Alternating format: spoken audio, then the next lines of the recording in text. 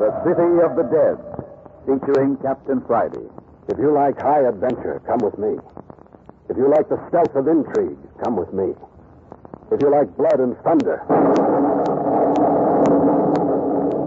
come with me. Midnight, on the third night in the old abandoned graveyard, better known as the City of the Dead. A melancholy silence has settled on the cottage of Mayor Joshua Friday, lifelong caretaker of the old cemetery. Jimmy Parker, a prisoner, sleeps uneasily in one bedroom. His girlfriend, Phyllis Carroll, lies in a bed before the flickering embers of the dying front room fire. The knife wound in her back breaks her light breathing with barely audible moans. Dr. Tooner is sleeping heavily on the lounge, ready to attend her at an instant notice. The mayor and his son, Captain Friday, private investigator, occupy the double bed in the bedroom assigned to Miss Carroll before she was stabbed. Earlier this evening, but let Captain Friday tell it. Earlier in the evening, a skeleton had suddenly been thrust through the front door to collapse on the rug, almost at Phyllis Carroll's feet. It was a skeleton neatly wired together, joint by joint. Around its spinal column was fastened a message which said, "I have come out of the grave, marked Theodore Beverly, but I do not belong in his grave. I am not his skeleton." Theodore Beverly was Miss Carroll's grandfather and was supposedly buried in the City of the Dead 14 years ago. He likewise had buried $500,000 worth of black pearls in the City of the Dead before he died, and left instructions where to find them in papers received by his granddaughter on her 20th birthday. That's why Jimmy Parker and I came down to the old cemetery here. And now this skeleton has come up out of my grandfather's grave to tell me that he is not my grandfather and should not have been buried in my grandfather Beverly's tomb. Yes, well, Miss Carroll went all to pieces over the presence of the skeleton, and it had taken several hours to get the household settled down for the night and to lay the skeleton out decently in the shed at the rear of the house. Finally, a semblance of quiet had descended upon the house, and its occupants had retired to their rest. And so came midnight. Shoulder hurting you, Miss Carroll? Oh, I'm sorry, Dr. Tooner. I didn't mean to awaken you. You didn't. It was that kettle rolling outside. I was just dropping off to sleep when it began. Why do you suppose it does that? Makes that awful noise. Captain Friday swears it's human. Don't worry about old Clawfoot. You feel feverish? No, just uncomfortable. Let's see. Open your mouth. And put the thermometer under your tongue. There. Have you slept at all? Mm-mm. Why, Tunker, didn't you say so? I'd have given you something. How was I to know you were awake when you lay there still as a log? Mm-hmm. Here, now, hold your tongue still. I'll do the talking. You haven't been worrying, have you? Mm-hmm. Didn't I tell you not to talk? Here, let me have that thermometer. Just a mite of fever. Not enough to keep you awake. I'm going to give you a sleeping powder and tuck you in. I want you to go to sleep. I'll try. Hi! Hey out there! What's the matter? Is Phyllis all right? What's the matter with you, Parker? I can't sleep. I heard someone talking. Is Phyllis worried? No, Phyllis is not worried. She's trying to get some sleep. Look here, Doctor. Let me out of this room. Let me sit beside her the rest of the night. I won't run off. Hey, who's making all this rumpus? Who is that pounding? Oh, you awake too, Captain? Young Parker's pounding on his door. He wants out. Does, huh? What do you want, Parker? I can't sleep, Captain Friday. Let me sit by Phyllis the rest of the night. I won't run away. Why should I do that? Oh, I'd feel easier. Oh, I'm sure I could sleep if Jimmy was sitting by me. You kids aren't up to something, are you? Oh, no, really. I feel too woozy, and Jimmy wouldn't go away without me. Hello. Old Clawfoot's out again tonight. He's been around for the last hour, up to some new devilment, I suppose. Aren't you going to let me out? All right. Come on out. I promise you I won't try to escape. You won't try if you know what's good for you. That room gives me the creeps. Did you hear old Clawfoot at it again? How could we help it? I caught a glimpse of him through the bars of my window. He was out there by the shed. You mean where we put the skeleton? Say, I'd forgotten the skeleton. Yes, that's right where he was. That bird's got a nose for old bones. I think we'd better investigate. Doc, you stay here with Miss Carroll. Parker, you come with me. Captain, is your mayor sleeping through all this? Huh? Oh, Dad? Oh, I guess he is. Tell you what I'll do. I'll lock his door so nothing will disturb him. Let him sleep. Now, what in Tunker do you locking the mayor in for? I just told you. Didn't you hear me, Doc? Sounds like a lot of foolishness to me. No, never mind. Let's go, Parker. You all right, Phyllis? I'm all right, Jimmy. Don't worry about me. Come along, Parker. Yeah, okay. You sure you saw old Clawson hanging around the shed? You don't think I could mistake him, do you? This is the screwiest business. Yeah, keep on the grass. Listen. The church bell. If that isn't coming up the valley from the old church ruins, nothing ever did. Hello, you were right, Parker. The shed door is open. Golly, I wonder. Let's have a look. The skeleton's gone. Door broken open and the skeleton gone. Not a sign of him. We laid him out on the bench there, didn't we? Look around outside the footprints. Yeah, it's hard to see anything, even with the moonlight. Yeah, but no fog. See anything? Nothing over here. I don't think so. Hey! Captain Friday, come here. What have you found? Some kind of a bone. Bone. Well, look what you found. You know what this is, Parker? No. One of the bones off the foot of our skeleton. Off the skeleton? Looks like he dropped something in his escape. Yeah, but Captain... Look over there. There's another. Yeah, who says a skeleton can't leave a trail? Come along, maybe we'll find another one. But it's taking us down into the city of the dead. What of it? Graveyard's a natural place for a skeleton, isn't it? I suppose so, but... I was right. Here's another bone. Looks like an ankle bone, doesn't it? I don't know. I never studied anatomy. Do you think old Clawfoot has done this? Strung that skeleton's bones out over the country this way? It looks like it, doesn't it? But why? I wish I knew. That's the reason we're following this trail of bones. If there's a purpose, we'll find it out soon enough. Oh, there's another bone. Where? There's a head glistening in the moonlight. Oh, so there is. Ah, that's a bone from the skeleton's lower leg. It's like old bag of bones is going to pieces fast. Well, so am I. I don't like trailing skeletons in a cemetery. Not with that claw-footed thing slinking I around. think I see another bone ahead. The trail's leading us down toward the old church. Who knows? Maybe we'll find another message. Messages tied around the neck of a skeleton. That's about the limit. It was a weird bit, wasn't it? Let's see. What was it now? I have come to you out of the grave marked Theodore Beverly, but I do not belong in his grave. I am not his skeleton. That sounds as though the man who was buried as Phyllis's grandfather wasn't her grandfather at all. Do you think that's what the message intended to say? You know, Phyllis's mother never was certain that the body was that of Theodore Beverly. That was a good many years ago. If no one could be certain back at that time, how could anyone know for certain at this late day? I don't know. After all, who wrote the note? Hello. Here's a bone from the upper leg. What do you suppose we'll find next? Look here, Captain Friday. Let's not carry this thing out any further. Let's go back to the house and wait till morning. I should say not. But you don't know what kind of a trap you're running us into. Trap? Yes, trap. Listen.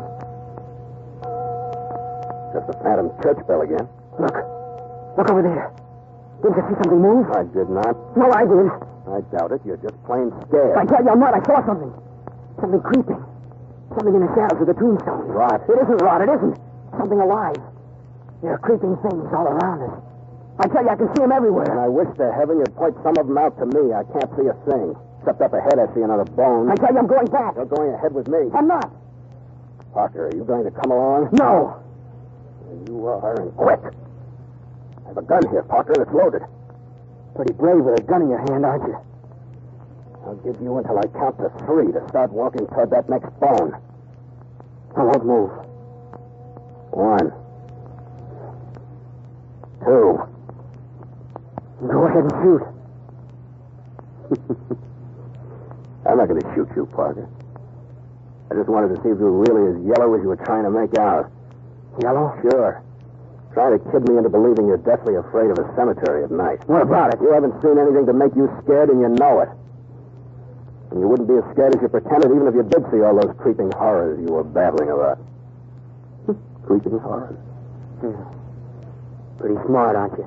Any man who'll stand up against a gun, as you've just done, isn't very much afraid of anything. Thanks for nothing. So, as I've got it figured out, there's some very definite reason why you don't want us to go any further. Go ahead and figure all you like. I'm all through figuring tonight, fella. I know now why you balked on me. How do you know? Because I have the same suspicion as you where this trail of bones is leading us. I don't know what you're talking about. Oh, yes, you do. You think, and so do I, that someone is guiding us to the place where the Beverly pearls are buried.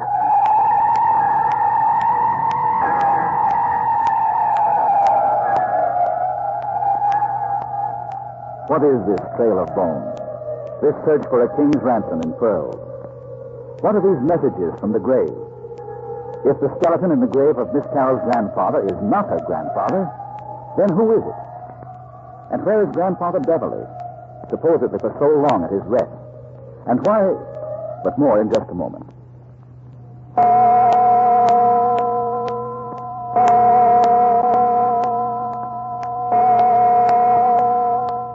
Captain Friday, I tell you, I don't know what you're talking about. Oh, yes, you do, Parker. You think, and so do I, that someone is guiding us to the place where the Beverly pearls are buried. No, nothing of that kind. It's not true. Oh, yes, it is. Now then, are you going to come along with me to find out, or do you want me to go on alone? I wasn't thinking about the black pearls. Deuce, you weren't. Look here, Parker, there's no use trying to kid me. I can read a man's face, and I know exactly what's been passing through your mind. Now, if you like, I'll take you back to the house and lock you in and then return alone. I'll go along with you. I thought you would. Oh, I wish that bell would stop that. Forget about it. Look, here's a little heap of foot bones. Skeleton's lost his second foot now. And right up there ahead is...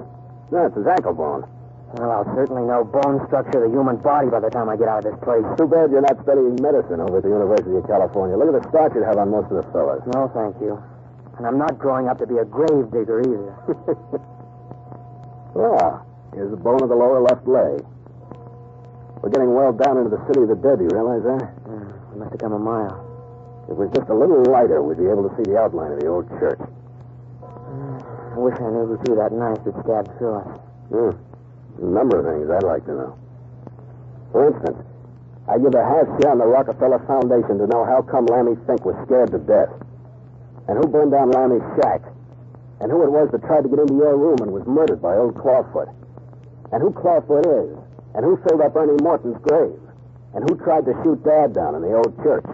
And what your father does every night when he slips out of the house after everyone else is asleep. There's another bone. That makes both feet and legs of our skeleton. We ought to gain on him fast now that he's left his lower extremities behind. Look, there's a little pile of bones over to the left. Oh, so there is. If I'm not mistaken, those are the bones of his fingers and right hand. And I'd still like to know what the mayor does when he slips out. You'll be just as well off, Parker, if you don't wonder too much. Come on. Well, we'd probably find out a lot about this mystery if we did know. I'll tend to that end of the matter. Well, there's the bones of the left hand in a nice little pile. Wonder what's become of old Clawfoot himself. Certainly made himself absent since we come out of the house. He's a little like the pink flea. Here one moment and where the next. Well, anyway, your father won't be out tonight, seeing you locked him in before we Let the mayor alone. Oh, we must be getting near the end of the trail. There's the two forearms of our skeleton together. Look here, Captain Friday. What do you really expect to find at the end of this trail? I don't know. But I wouldn't be surprised if it were the pearls. But why in the deuce anyone would want to give the secret away, I don't know. No one knows where the pearls are hidden but Phyllis and myself. Well, if you knew, why didn't you dig them up the first night, the night you were taken prisoners by the mayor and Doc Tuna? Well... You certainly did some digging. The blisters on your hand show that. Oh, I dug all right. Well, did you find anything? I guess I miscalculated in the dark. Did you dig in just one grave? I didn't say I opened a grave. Well, then, did you dig in just one spot? Yeah. Why did you give up so easily? Well, we thought we heard someone moving around in the city of the dead, and Phyllis got scared. She wouldn't let me try a second time. Heard someone, huh? Did you see anything? Just shadows. We couldn't be sure it was anyone. Phyllis was nervous about being down here anyway, and you can't blame her. No, I suppose not. Then what happened? Well, there's some more bones, Captain. Oh, good. The two upper arms. We must be getting close. There isn't a heck of a lot left to this skeleton. Now, go on. What happened after Miss Carroll insisted that you leave the city of the dead?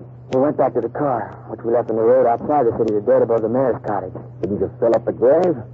You mean the hole, don't you? Yes. Didn't you fill up the hole you dug? No. We left in kind of a hurry. Then my cue is to look for the excavation. Not good will do you. Why do you say that? Because I've seen the spot since, and it's been filled up. It has. You certain? Yeah, I know it has. When did you have the opportunity of investigating? You've been locked up since that night. I saw the place the day you took me down into the city of the dead and discovered that Ernie Morton's grave had been opened. Oh, so that's it. Look there. Well, ain't that something? Our skeleton has had the audacity to leave his pelvis bone lying right out in the open. I suppose we'll find a trail of ribs and vertebrae scattered along ahead of his neck. I suppose so. Why, George Parker, why didn't I think of it before? I know where we're headed for. Yeah? Where? I'll bet your money this trail is going to lead us directly to Annie Morton's grave. Oh, you don't say. I most certainly do say. I'll be a mighty disappointed man if I don't find the grinning skull of our friend the skeleton perched on Ernie Morton's headstone. There's a couple of ribs. 2 more of them down there, about 20 yards. Good enough. We'll be in sight of Ernie's grave in a few minutes now. Well, what will you do if the trail does end there? We'll sit down and keep guard in the morning, and then first thing after breakfast, we'll reopen that grave. There must be something buried there. All the activity seems to center around the place. Well, if you're going to do it by daylight. Shut up, Parker. I hear something. What is it? Listen. Someone's digging over there. Not a word now. Follow me. Yeah. We'll sneak up on the grave robber. Keep down in the shadows of the headstone. I can see his outline. Be careful, he'll hear you. Look. Look there on the headstone. The skull. The skull of our skeleton. The end of the trail. And it is Ernie Morton's grave. Oh, if that fellow would turn around, I'd be able to see his face in the moonlight. Look. Look. Now you can see who he is.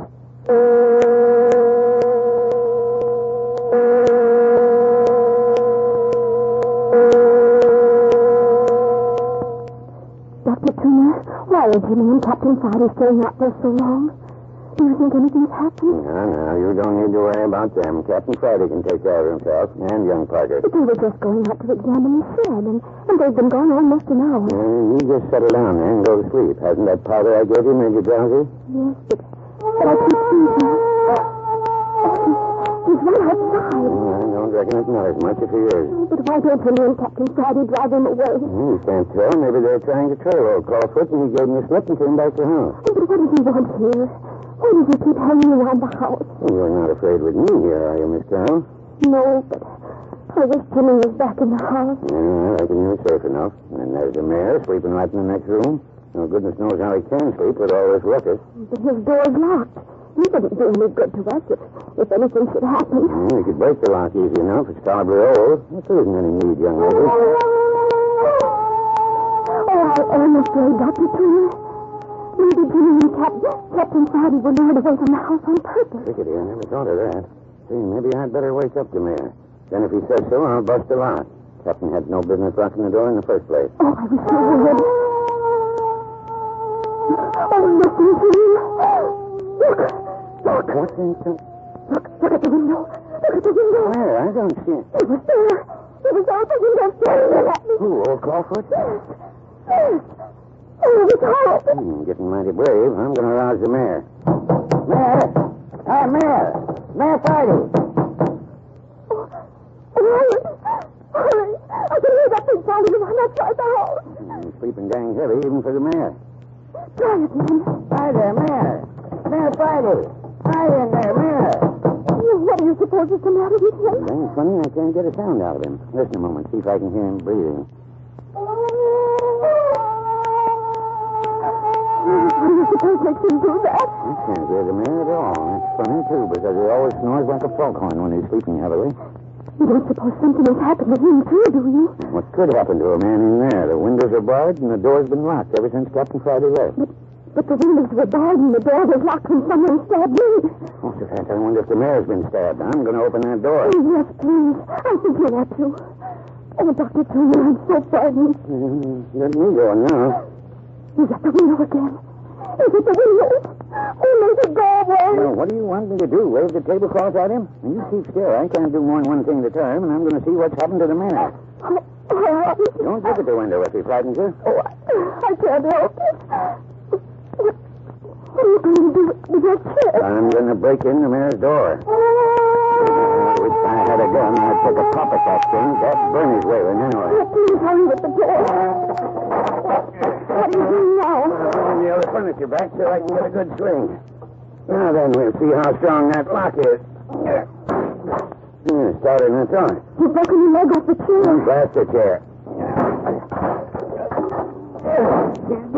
She's giving away. There she is. Is he in here? Is he all right, Dr. Peter? It's blacker than Sam Scratch in here. Where's the mayor's flashlight? Here on the table. Yeah, now we'll know in about a half a minute what's what. Doctor? Dr. Peter? What's the matter? What's happened in there? Oh, Dr. Turner! Dr. Turner! In here. The mayor ain't any place in that room. He's not there. Not hiding or hiding. Oh, are you sure? Of course I'm sure. I even looked under the bed for the body. But how did you get out? Are the bars still moving there? Yeah, I looked especially to see. Now, if that ain't the craziest thing I ever heard tell of. But he must be there. Well, he ain't. Oh, but the people simply can't just disappear through a locked door. They can't. Well, the mayor's gone and done it. Oh, but if the mayor's disappeared, then one of us may be next. I don't calculate that makes me feel any better. Oh, I wish Jimmy was here. Oh, where is he? Dr. Turner, do you suppose he and Captain Friday have vanished too? I ain't thinking of anything except I'm going out and clean up on that tall-footed son of a gun in about a half a minute. Oh, please, you won't leave me, will you? Promise me you won't. Don't reckon you need to worry on that score. I ain't one of them brave fellas that goes out looking for trouble. No, I'll stay here with you, all right. Oh, but what do we do? You don't suppose that thing... What thing? Whatever it was that got the mayor. You don't think it's still in the house, do you? Well, how should I know? I don't even know that the mayor's been got. Well, if something hasn't got him, then let him become evidence. Does your imagination always work overtime this way? A fella could get the creeps just sitting listening to you imagining things. I'm sorry if I'm acting badly, but nothing like this ever happened to me before. And it doesn't happen to me every day either, thank heaven. If that thing outside the door would only go away, I wouldn't feel this way, but... Dr. Turner, look at the front door. It's opening. Gosh sakes, I forgot to lock it. Oh, hurry. In against it. Oh, hold it shut. Don't let me get it open. I've got it. If I can push it shut on it. Who's out there? Oh, can't you hold it? I'm trying my dangest. Whoever's on the other side of that door is as strong as an ox. It's the clock in the corner. You mustn't let him get in. You mustn't. I can't get any hold with my feet. Gaining on me. I'm slipping. Dr. Turner, the fireplace poker's on the rock. Can you reach it? Good. That'll give me something to fight with. Oh, can you reach it? Yeah, I got it. I'm going to let go of the door and crack him over the head with the poker when he comes in. Oh, be careful. Look out, Dr. Turner! Look out! He's got a knife! Well, if he comes within range of this poker,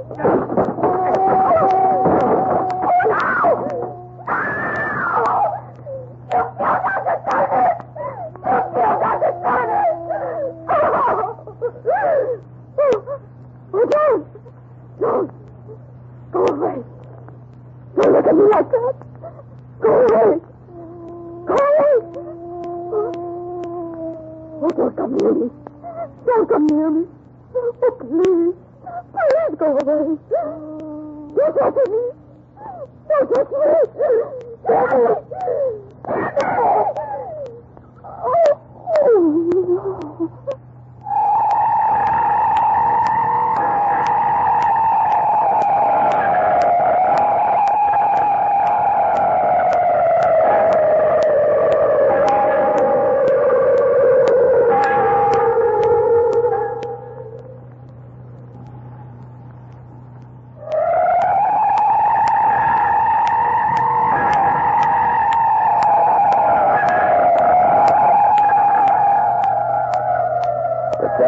Clawfoot has descended on the old caretaker's cottage.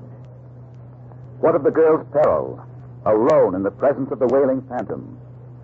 What of the ghoul caught digging in Ernie Morton's grave? What of the skeleton that walks, the phantom church bell, the buried treasure of black pearls?